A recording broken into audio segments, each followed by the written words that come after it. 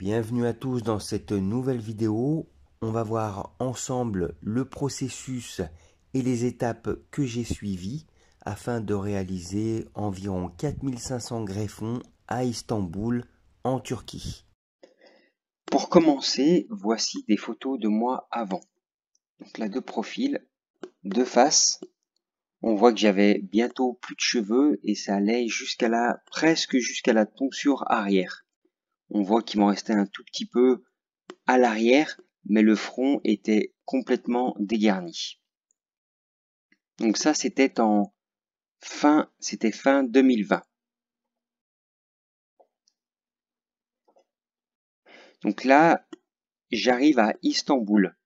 Donc je suis pris en compte par un taxi. C'était inclus dans l'offre de la clinique. Donc ce taxi vous ramène jusqu'à votre hôtel. Pareil, le prix de l'hôtel est inclus dans la prestation de la clinique.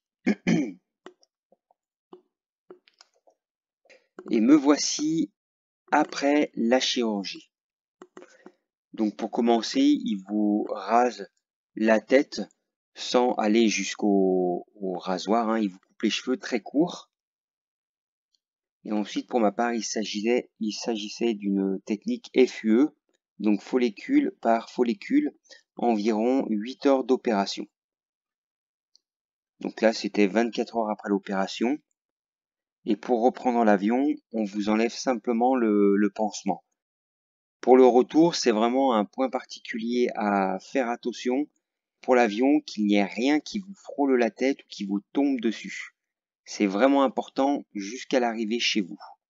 Alors, cette photo, pour laquelle j'avais pas dormi pendant 5 nuits, parce qu'en fait, vous devez garder le bandana et dormir avec un petit oreiller que vous donne la clinique pendant 5 nuits d'affilée, 5 jours. Simplement, moi, je dors sur le ventre et ça a été extrêmement compliqué pour moi de dormir sur le dos. Donc là, j'avais pas dormi, j'avais très mal dormi. Voilà, une photo zoomée. Donc là, ça représente environ 4700 greffons. Alors j'ai oublié de préciser que pour ma part, je partais pas forcément avec les meilleures chances, puisque lorsque je leur ai demandé la qualité de mes greffons, donc un greffon, on prélève les racines, et dans un greffon, il y a 1, 2, 3, 4, 5, 6 cheveux. Forcément, plus le greffon est garni en cheveux, meilleur sera le résultat. Pour ma part, 80% des greffons étaient composés d'un seul cheveu fin, puisque j'ai les cheveux fins à la base. Donc pour vous dire que je partais pas avec les meilleures chances, et vous allez voir par la suite le résultat jour après jour. Donc là, voilà, les croûtes sont tombées. Là, on doit être à la 3e, 4e semaine. Donc on voit que ça repousse. Au début, c'est normal. Les repousses ne sont pas identiques. Donc vous avez des cheveux qui repoussent très vite et d'autres qui ne sont pas encore sortis. Donc voilà le résultat au bout d'environ 2 mois. Là, on était à peu près à 6 mois.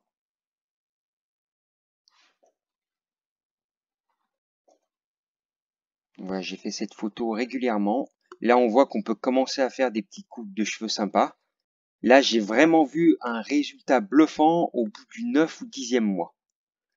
Sachant que je me souviens qu'au bout de 6 mois, même si certains cheveux étaient déjà longs, lorsque je passais ma main dans la tête, je sentais comme des petites épines, c'était des cheveux qui devaient faire moins d'1 millimètre et qui commençaient à pousser. Donc là, on voit vraiment que ça commence à être bien dessiné. Il commence à y avoir une belle architecture au niveau de la chevelure.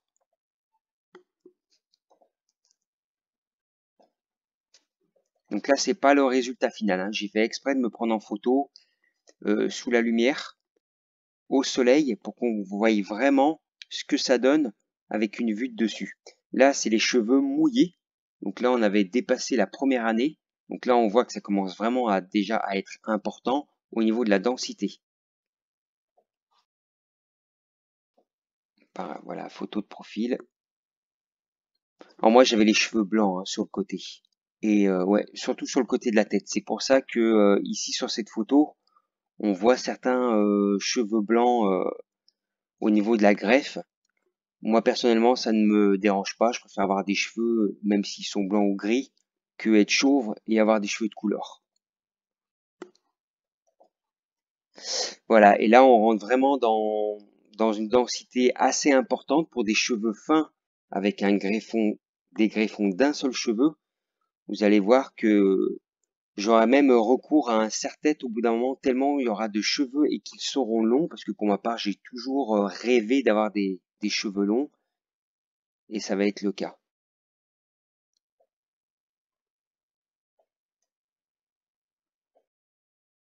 Donc là 1 an et demi,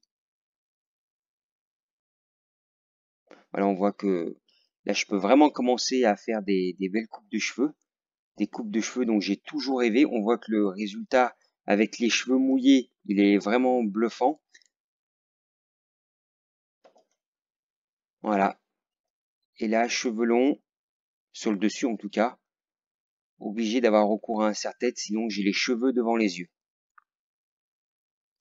Voilà, au bout de 2 ans, le résultat. Là, je viens de me lever. Et là, des photos plutôt professionnelles que j'ai dû faire pour mon business. Donc de face et de profil. Voilà, c'est la fin de cette vidéo. J'espère qu'elle vous aura aidé, qu'elle vous aura inspiré et aidé à prendre votre décision. C'est vrai que c'est pas facile. Et moi, c'est ce genre de vidéos qui m'ont aidé à franchir le cap.